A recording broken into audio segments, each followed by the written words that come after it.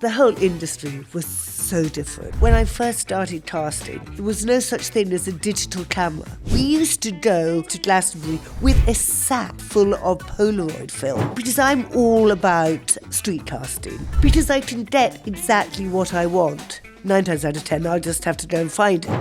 I love this industry. I love everything about it, actually. If you were going on a casting, do your research all the way. Find out a bit about the client. Out of 10 models, all of them look perfect for the job. They all have exactly the right look. But they can only take one person. Who are they going to take? The person who's the nicest. Because a personality is what makes a person attractive. Hi guys, welcome to The Model Agents. I'm Gemma Howorth, the CEO and founder of Body London. Today on the podcast, I'm interviewing Camilla Arthur. She is a world famous casting director, has some amazing stories. I hope you enjoy. Camilla Arthur. Yeah. Welcome to the Model Agents podcast. Thank you so much for coming today. Thank you very much for having me. I feel very much at home with model agents. Yeah. I do, actually. It's where I came from. Well, that was my first question. So where did it all begin for you?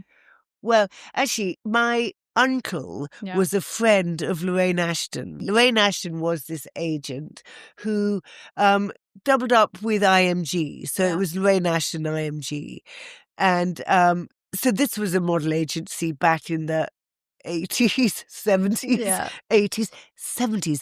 I got my first job in 1979 No way. at Lorraine Ashton IMG. Yeah.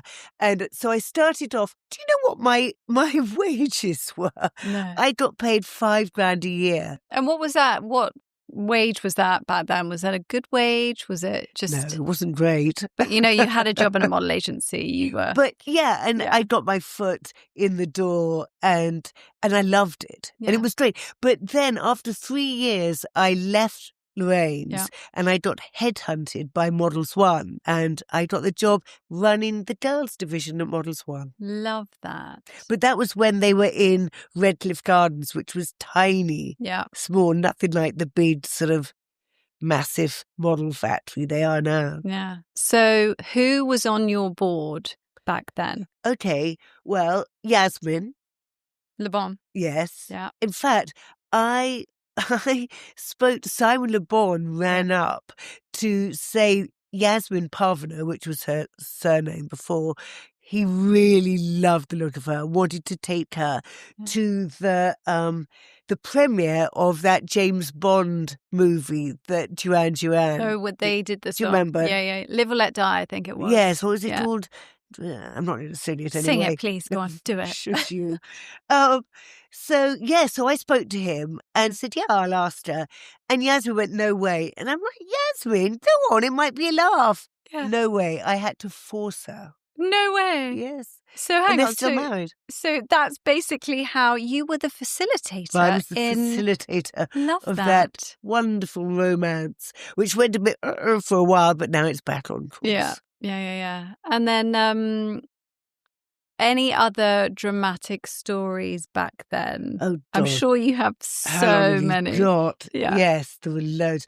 Oh, I'll tell you, what was her name? That model who did that Volkswagen ad with the fur coat. Oh, the famous advert. Yeah, what was her name? I know who you mean. I don't know what her name was. Anyway, she was a nightmare. Yeah. She used to in come 80s. in and scream at us all. She used to come in with bottles of champagne, lure you into a false sense of security, and then scream at you. She used to make us all cry. It was dreadful. Oh, no. Jose and April, the two owners of Models One, used to have these major fights every day. Literally, the door came off the hinges practically every week. We used to have the building man come in to put the door back on. No way. Love that. We had people like Dale Elliott. We had Jerry Hall. Yeah. Yeah, it was that. It was back then, 79. So it was shoulder pads and lip gloss all the way. What was Jerry like? Well, she's still around. She's looking fab. What was she like back then? Pretty much. She's actually the same she is now with a few less lines. Really? Yes. I mean, what was she doing marrying that Rupert Murdoch? Yeah. I mean, seriously, you're having a laugh. And he had the balls to ditch her. Didn't he do it on an email? Yes, Yeah. by text. Oh, text. Yes. So how did you get into casting? Where did it, Well, come when I about? left, when I stopped being a model agent, Yeah. I assisted photographers for a bit, Okay. which was kind of all right. I then did a bit of PR, but I wanted to be a photographic agent. That was my plan. Mm. And actually, after a brief spell of doing fashion PR, Yeah. I became a photographic agent. But we used to have such a laugh. No, I mean, it was the whole industry was so different. Yeah, so different. It So really was. I mean, and I think we're really lucky because it's better now for so many reasons. Yeah. Just like with your agency and the mental health aspect, which is so great that you care. Yeah. But back in the day, I mean, So yeah, what would happen like back the in the Wild day when West. someone, I don't know, said, I don't. The thing is, you didn't really make it a thing back then. You would just go to work. But what would have happened if someone just said, I'm, unhappy or whatever? How would that have been handled? Well, you see, they never would they? Yeah. They would lie and not go to. I mean, a You just couple wouldn't of turn up. those, but everything was so different. Mm. I mean, this is this whole thing with the Me Too movement and all of that that is so complicated because back in the day, blokes would hit on you like that the whole time. Yeah. Not that it was right, because it wasn't right. It was a bloody nightmare. But we had to deal with it because that's the Yeah. way it was. Yeah. Oh, my God. I remember Yeah. Anna Curtis Yeah. ran me up in tears from the south of France, Yeah. having been forced Oh no. to go down with a bunch of girls, forced to go down Yeah. to stay at the weekend with a whole bunch of dodgy blokes because if she didn't, she was never going to work again in Paris. Yeah. And they're terrified of that. But rather than telling us beforehand, they would tell us when it was a bit too late to do anything. And also, they didn't have mobile phones. And they We didn't. forget you're No, they there and didn't. you're just completely. And you're in the south of Isolated. France, and the south of France back then was, so, not that easy to get to either. God, remember that guy that got shot, the Italian guy that got shot by a model? Do you remember that? No. Yes, I can't remember her name or anything, but it was some girl in Milan. And I think it was all sort of, there was nefarious, it was some cocaine and And she shot her. Oh, wow. shot him dead. It's crazy just how. Isn't that crazy? But then I don't want to say things like that. Well, I think there's still a lot of this that does happen in the industry, still to this day. Do you think? I know, I hear many a story. And I think when we get these girls that come to us and they just, they feel safe because we are, we say we're a family, but we really are. We actually do have a duty of care. And as you know, our model management team have mental health qualifications. So we really look after them. But there's a lot of stuff still happening that shouldn't be happening. So what do you do about it? Not in our remit, but when we get these girls coming from overseas, That's it. Yeah, or even sometimes other agencies over here, and you think, you can't, as you were saying earlier, favourites, let's say. So you have to come here, otherwise I'm not going to book you. Yeah. That still happens in a lot of agencies, not with us, because that's one thing that is not acceptable. But overseas in other territories, they'll still have the girls have to go to clubs, or they'll have to, or sometimes when we are briefing girls and we're signing them, they will sometimes have the mother agent on the Zoom and the girls will have to be in their bikini. And we're like, we don't need you in your bikini. Yes. And it's very antiquated and we don't need that. No, the world's changed. Really don't. Yeah. I mean, it's been a long time and Yeah. things have changed amazingly. So the fact that it's even going on at all still is actually fairly terrifying. I know it is. And also as a mum, I'm like, sorry, that's unacceptable. Well, why are you sitting next to this? Like, who are you anyway? Put your clothes on. Yeah. We're going to do it tomorrow. No. God, it's crazy. It really is crazy. I mean, God, I wish I'd actually I made a mental note of some of the stories because there were some crazy things that went on. I bet. But it was the sort of parties. I mean, this is going back. We're talking early 80s. Yeah. But, I mean, they weren't far from being escorts almost against their will. No, through I know. no choice of theirs. Yeah.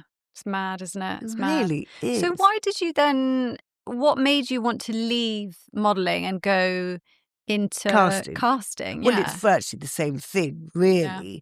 You either have an eye or you don't have an eye. So true. And I do have an eye. And actually, being an agent can be quite soul destroying, actually. That saying, everyone loves to hate an agent. Yeah.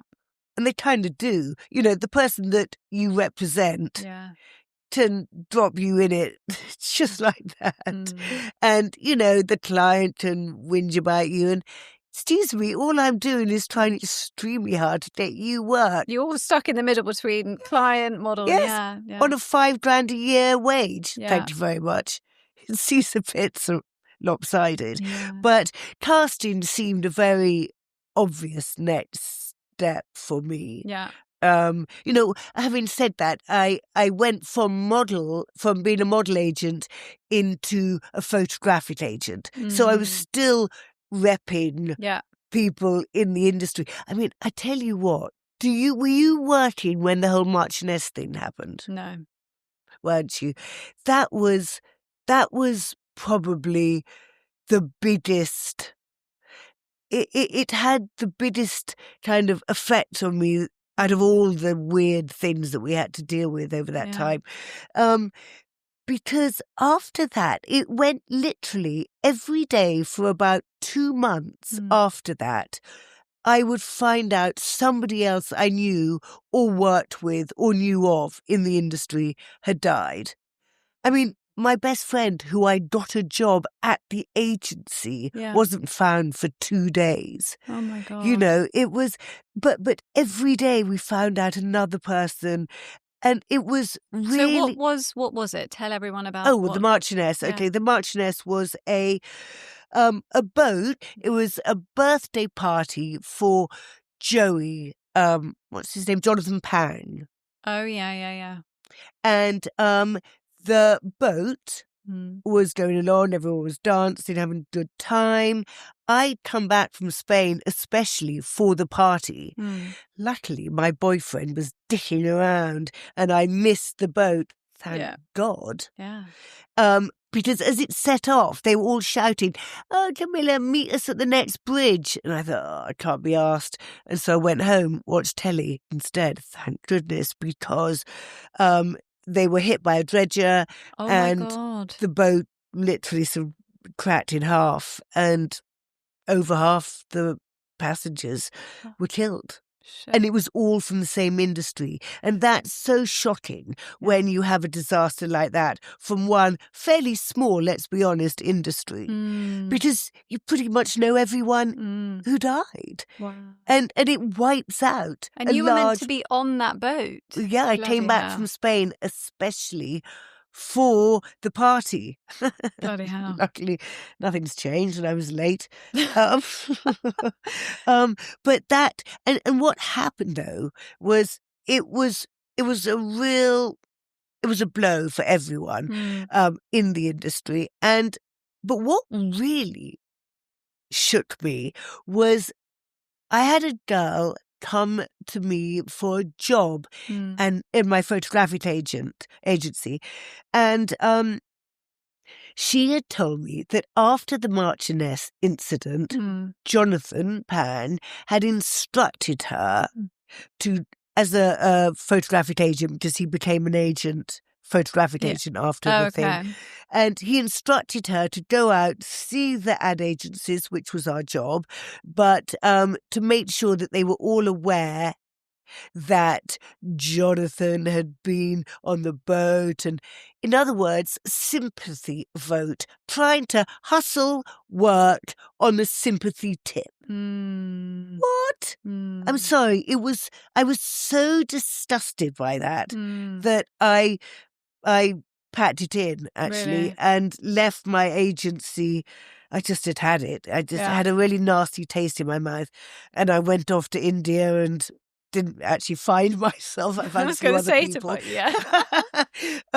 But then I came back, and it's all very well to sort of flounce off, but that's the only industry I knew. And I enjoyed working in it. So that's when I started casting. And when was that? Was that 90s? 90s. Yeah. 19, in fact, it was 1990 to 91 or something. Okay. And casting really kicked off, actually.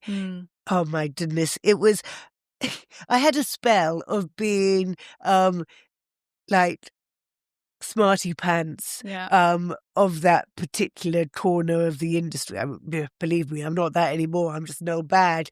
But at the time, there was a spell when I was sort of flouncing around thinking I was God's gift. Love it. Which actually I was. No, I wasn't. So what were the most exciting things that you cast for? Oh my God. The one that was really genius was I'd gone on holiday to New York with Jenny Howorth. Do you remember that model, Jenny Howorth, with the shaved blonde hair? Okay, yeah.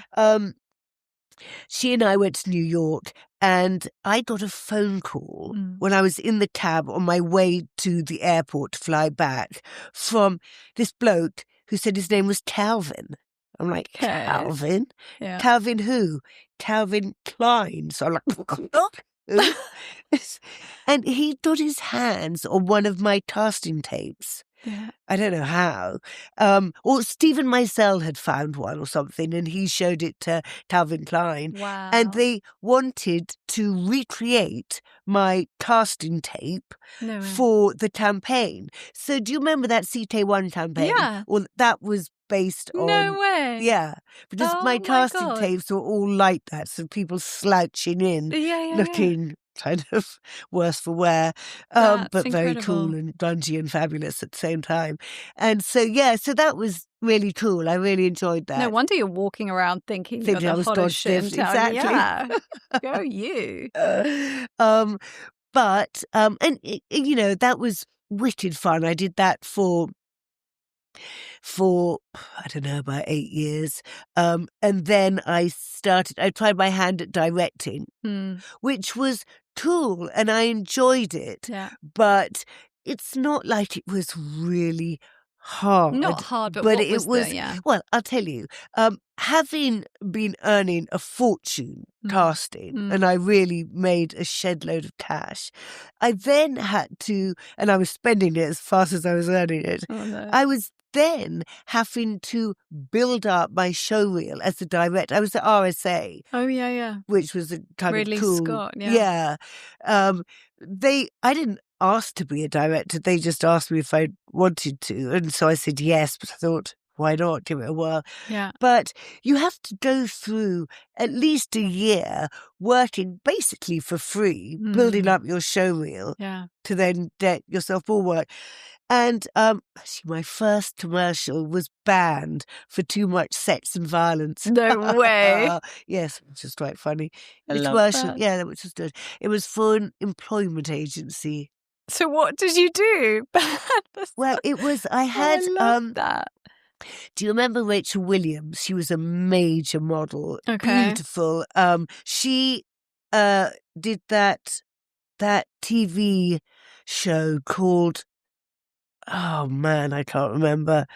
We're talking about 90s. Yeah. And Kate Moss was my roommate. She rented a room in my house, as did Mario Sorrenti, Glenn Luxford, and all that lot. And they're sort of my son's godmother, etc., etc. So it was that whole scene, which, was quite out there. But it was good fun. Yeah. But it was... quite out there. I don't quite know why I'm saying that. I was really trying to illustrate the scene that you were in. The scene that I was in. Nice. So I had to manage as a director without earning much money, which was a struggle. And I actually found out the person that was backing me because he took over the running of my casting business while I was going to be a film director at RSA. no. And he actually managed to steal a lot of money off me. No. Yes. Basically, it was quite a lot in the early 90s, 78 grand. That's what he took. Yeah, bloody hell. Yes. But because of that, I wasn't in a position to. So then I just sold out and moved to LA. So talk about when you had Kate and Mario Sorrenti. Were they together at that time when they were? They had just got together. Yeah. Kate hadn't really started working much. Nothing had really quite happened for her yet. Yeah. But yeah, I mean, it was. What was she like? Oh, she was great. I mean, I love Kate. She was great. And I mean, I'm sure she's still great. I don't see that much of her. I do every now and then. I worked on Ab Fab, the movie. Oh, did you? Yeah. Oh, wow. And Kate was in that. Yeah. So I saw her then, which was really great. And if I run into her now, it's just fantastic. Yeah. But, it's a different scene. She's worth so much money. It's just. But she's still Kate. Yes, she is still Kate. Yeah. Yes. We're gonna cut there. I think we're gonna cut there. Oh, I love Kate. She's great. I worked with her a few times actually, and once I worked with her, and she was about to get married to what's his name in Oxfordshire, Jamie Hintz. And we're sitting there and they're lighting up, blah, blah, blah. And I'm literally just chatting to her for like, I don't know, half an hour. She's telling me everything that's going on in the wedding. She's telling me the song that he's going to sing. And I'm like, Kate, you shouldn't be telling me this.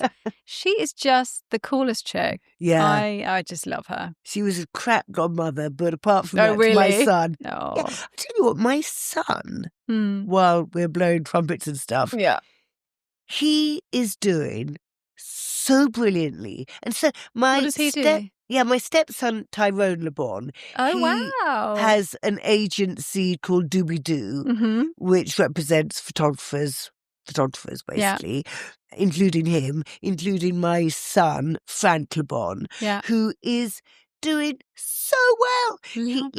He was in Brazil shooting for Tenzo last week, and he did the Skims commercial. Oh, did he? Did you see that one? Oh wow, Kim K. Yes, with Nice. all the space they like. That's your Barbarella. son? That was my son. Oh my gosh, Yes. love that. That's fantastic. You guys should be working with him. Yeah, we probably are. He's probably one of my team. Yeah. Yeah, so and my husband was Mark LeBon. Yeah. So my whole life has been in this industry. Yeah. It's, I'm still kind of in it. Yes, of course I am. I'm still casting. How has social media changed the industry for you? For me, it's a breeze. I mean, you can imagine, before, when I first started casting, number one, there was no such thing as a digital camera. So we would go casting to Glastonbury every year. Hardy Blackman, who has Maharishi, that played the company, he was my roommate, and he made all these T-shirts for me, which said in the front, "Cowgirls," like call girls, boom, boom, because my name was Camilla Arthur LeBon. Nice. And then at the back it said that. But we used to go wearing these T-shirts to Glastonbury with a sack, like a bin bag full of Polaroid film, because there was no such thing as a digital camera. Yeah. So every time we'd spot someone, I'd have to write their name with a pen and take a photograph on the Polaroid and then put the pictures in the sack and then drag it. So that was completely different. Everything was different. Yeah. But social media, if you think about it, well, because I'm all about street casting, or because I can get exactly what I want. Because when I see the brief, I know what that character should look like. Yeah. And so rather than just hoping that that character is represented somewhere, 9 times out of 10, I'll just have to go and find it. Yeah. Unless, of course, we have to dead models, in which case, obviously, we go to a model agency like yours. But yes, so for me to be able to post a breakdown and get, I mean, just the most amazing talent falls on my lap. Wow. It's amazing. So it's completely changed for you. Oh, it's completely changed. Yeah. It's so different, so much easier. I mean, everything was, I used to have big copies of Spotlight. Yeah. That book. Yeah, the book. The massive, directory. Yeah. For actors and what have you. And they were enormous. Just sort of A to B was the size of a phone book. Yeah. And so, do you even have phone books anymore? Probably not. Probably, but yeah. But so just that alone was so different. Yeah. Because now you have all these things like casting networks. Yeah. Do you work with them? Well, we have Casting London. So I actually set up last year a platform community called Casting London. We've got. Didn't tell me. I did tell you, actually. Oh, shit. It's fine. We'll cut that bit. So I have Casting London. So it's got over 8,000 talent on there. So it's basically, because very similar to you, actually, I hate saying no to people because I will get casting directors like yourself who will call up and say, Gemma, I need the most random brief and I want to give it to you. So I basically thought, you know what? I'm going to create this online platform so these people can sign up so that it's easier for you. So that is going amazingly. But I love it because I think, God, you could be working in, anywhere. You could be in a bagel shop. You could be doing whatever, even have, work in a bank and then apply on Casting London and suddenly be on a modelling shoot or a, TV commercial. Oh, no, this is brilliant. So, in other words, you only have people who are not represented. So it's a platform for, you can be a represented model. Right. You can you can be a real person. So anyone on the street. So it gives everyone the opportunity to kind of break into the industry. Yeah. But also it's an amazing tool for you because you can post on there and you can scroll through and speak directly to them. And it's interesting because some people say, well, aren't you afraid of doing that because you have a model agency? Well, I'm not really, because then if you needed a model, I know that you would come to me. Of course I would. So, yeah. And actually, I suppose that's not that different because I have a database, which isn't everybody that I come across with street casting. It's a certain type of person who I have in my database. But when I post a breakdown, if I post it with you, what's it called? Casting London. Casting London. Yeah. Gosh, I haven't been utilising it as I should. Yeah. I promise you, I will pull myself together and start. In fact, I might have I do have a breakdown already for you. Some clients actually, we can do this for them as well. They'll send us the brief and then we can cast for them on casting. So if you want to see what we've got with our models, but also if you want us to do a wider pool, just send us the brief. We put it up there and we do it for them. But hold on a sec. What, you do the cast? You pick? Well, we will select it for you and then we will say we've just fine-tuned it for you because as you know, when you're casting, you'll have Tom, Dick and Harry apply and it will be, okay, you're not a female, whatever, you know what I'm trying to say. So we will just get rid of the sort of 80% that's not the brief. Not quite right. They don't fit the brief. They're not the brief in any way. And then we will give you the 20% that is the brief. And then that's when you know and you choose. Do you ever get asked by your clients to actually cast the job for them? Occasionally, yeah. And we're doing a lot more production as well. So we're doing the whole shoot production, which makes so much sense. Absolutely.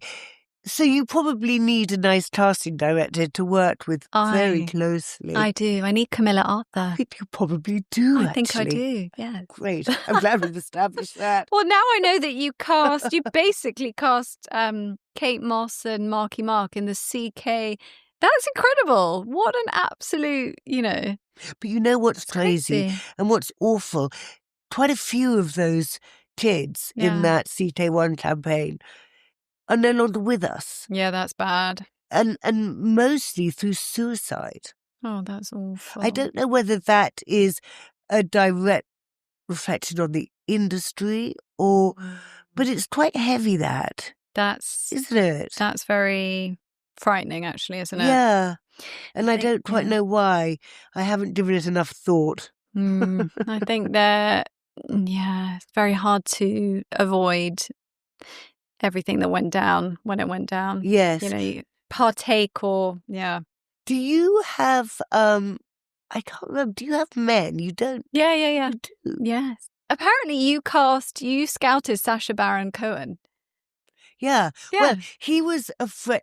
I met him with a friend of mine called Dawn Estefan, and they were mates from uni, I think, something like that. And I met him at some party, and then I used to put him up for castings, and he used to get them all. Yeah. And then he wanted to maybe do it seriously, so I got him an agent, helped him get an agent. And then off he went. It's so amazing that. And you see them. The other one, Jason Statham. No way. Well, he was a high diver when I first started putting him up for castings. He wasn't a model. He was a diver. Like an actual diver? An actual diver. A high diver. So niche. I know. Well, he's not that tall. And I don't know whether you can be particularly tall being a high diver. I don't know. But I would have thought it works better if you're not. Is it like Tom Daley, that kind of thing? Yes, he sort of swizzled around in the air. There you go, Jace. But he was really good. Yeah, go Jace. People don't know that about him, actually, do they? Love that.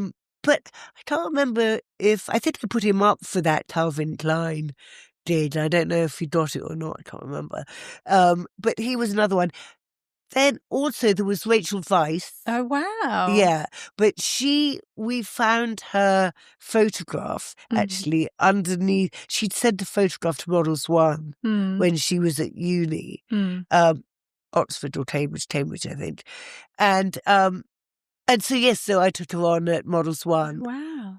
And what was she like? So great. She's one of these women, she was very bright, like really bright. And it's always a pleasure working with someone because they're not really a problem. They just know what they want. They know how to get it. It makes your life easy. Yeah. It's just straight up intelligent. Oh, it's lovely. I love a nice bit of intelligence. So have you seen Sacha since he's blown up? No, I haven't. I saw Jason in LA a few times, and he's amazing. I hadn't seen him for 30 years, and I walked into a room, and he's like, Camilla! Oh, I love that. Yeah. And think of all the hundreds of millions of people that he's had. So that was great. But Sacha, no, I haven't.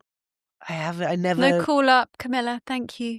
Not as much as I'd like. Maybe I should remind him.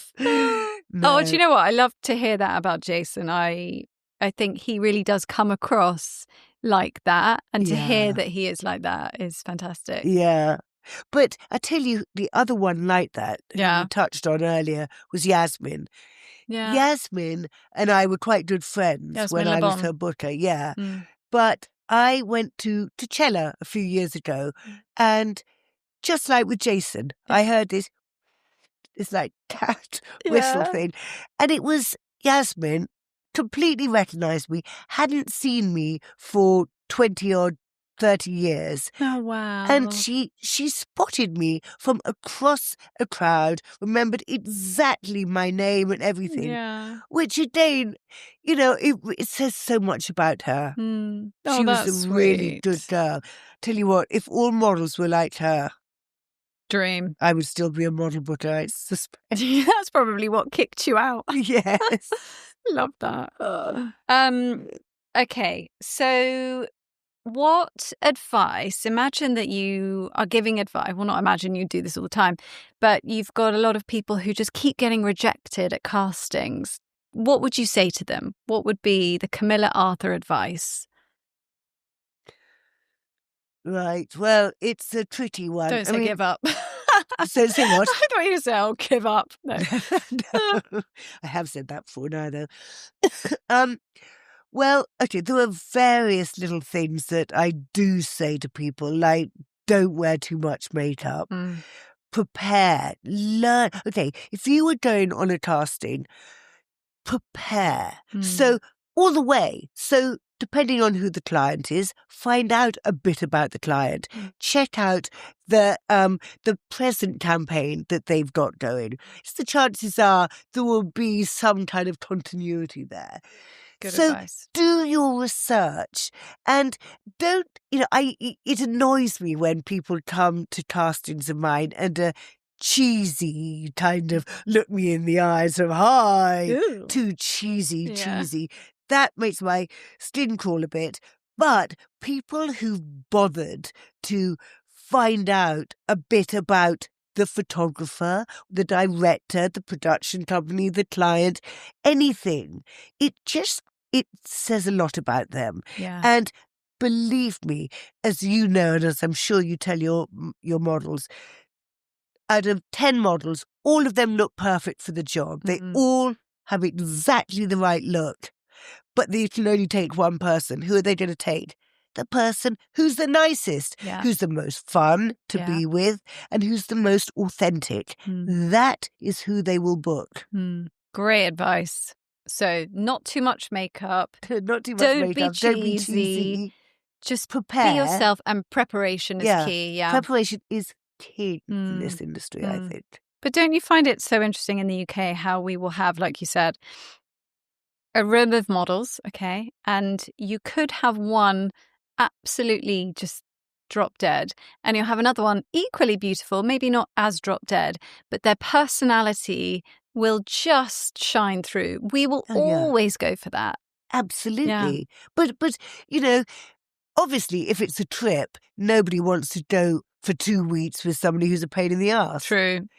You want to go with someone, but even if it's a one-day shoot, because a personality is what makes a person attractive. And I mean, you should actually not be as good looking as the other person. But your personality is such that they'll want to book you. Yeah, totally. And there's a way of being with people. And you know what? If you've taken the time to find out about another campaign that the client is doing, and you rock up at the casting and you introduce to them, how do you do? I love the campaign that you've got running at the moment with such and such and such.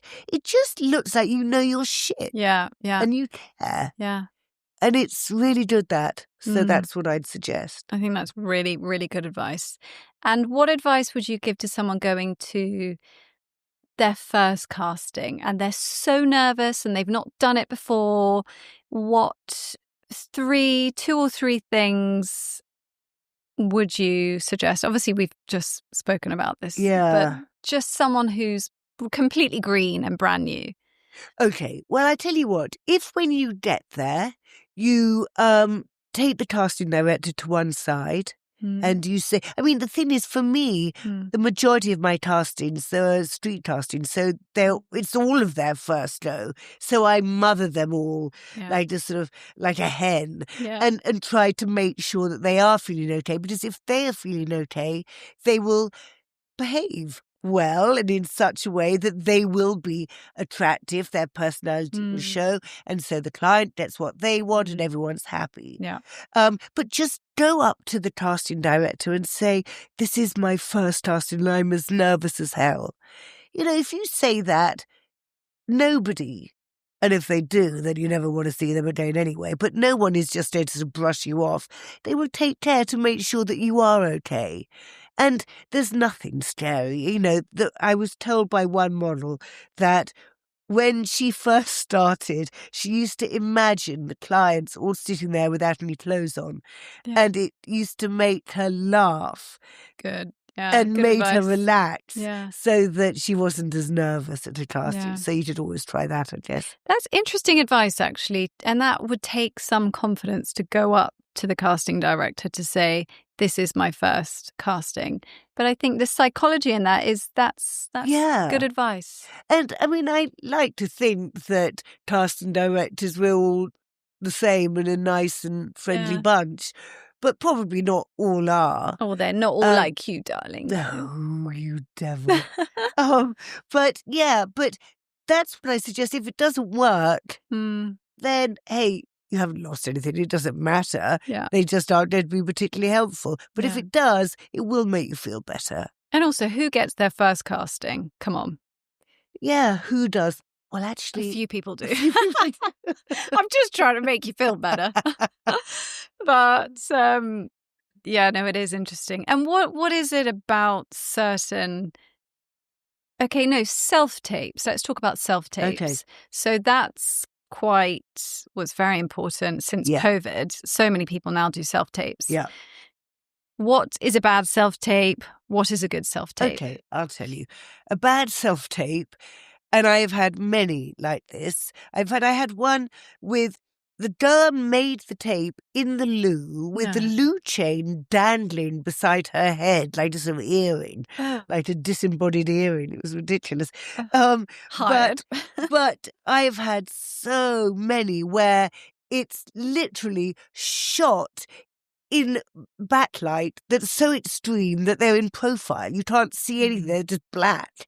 So think about it. What I suggest is you set up a little area in your home where it doesn't have to be professional lights. You can use a lamp with the shade taken off, but just set it up so that the lighting is there ready. And you should spend hours in the evening with a mirror and with your phone videoing yourself until you get the light that's the best. Yeah. Put a little bit of time into that and set it up, because then it's done. And so every time you have to do a self-tape, you know that the lighting's going to be great. It looks great. You've done it a million times. And off you go. It's all ready to roll. But I know that there are times when I give no time at all and I say, I need a tape and I need it now. And I know that's the case.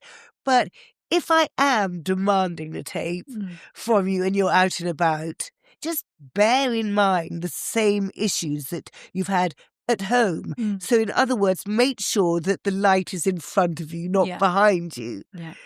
And things like that. And a clear background. Yes.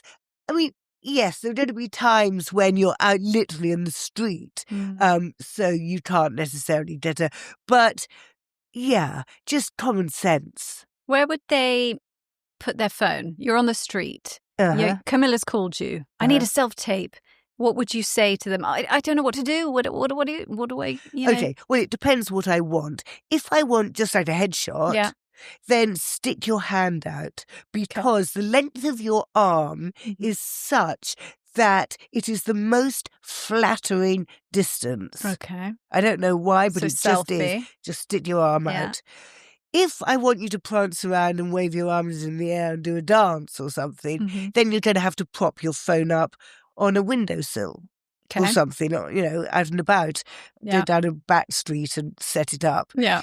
But no, it's because I remember when they used to have those Polaroid cameras, not the Polaroid ones, but what were they called, a flip or something? Do you mean the disposable ones? Mini, Instax Mini. Oh, yes, yeah. Yeah, that's when people realised how flattering that distance is. And it's exactly the length of your arm. Yeah. So I suppose your head is relative in size to your arm. I don't know. But yeah, that's a really flattering distance. Good advice. And also clothing. Yes, well, if you're out and about, nothing much you can do about that. Just run into a shop, buy something, take it back. Yes. But don't steal it. Yes, don't steal it. No. But if you're at home and I'm asking you to pretend that you're Queen Elizabeth I and you happen to have an Elizabethan outfit in your wardrobe, then great, bring it on. But you won't necessarily have that. If you want to bring a prop into the mix, then do, because it's good for a laugh apart from anything else. Because, you see, the self-tapes are instead of a live casting session. Therefore, you don't have the opportunity to show the client just how fabulous you actually are, your personality, as well as your look, obviously. But so how are they going to know that they are wanting to book you and nobody else? Yeah. They're going to have to learn that from the bit of film that you send them in your self-tape. So therefore, try and put that across as much as possible. Don't waffle on for hours about, your first pet and stuff. But just bear in mind that we want to learn about your personality in those few minutes that you're making that tape. Good advice. Yeah. Have you had any absolute shockers that have happened over your careers maybe in casting? Oh, God. Or we block them out of our memory? I'm sure I have. God, or I'm sure I in have. your modelling career, in your booking? My booking career. Yeah. Oh, God. Well, I did a casting once for Toto Belofo when I was at Models One. And he went, because he was particularly keen on redheads, he booked me. Oh, and, wow. Jose Fonseca said that I really should do it. And she was right, because it gave me an opportunity to know what I'm putting all these poor girls, sending them off to do the whole time. Yeah. And so, oh my God. Okay, so we were shooting in Mauritius. Yeah. So You went to Mauritius? Yeah. Oh, fabulous. Oh, I know. Well, that's what I thought. So flew to Zurich, then changed flights, went to Mauritius, exhausted. We've been traveling for like 20 hours. Went straight to the hotel, then straight up into the style. It was for Vogue Sposa or whatever. Yeah. So I had to go into the editor's thing to try on the clothes.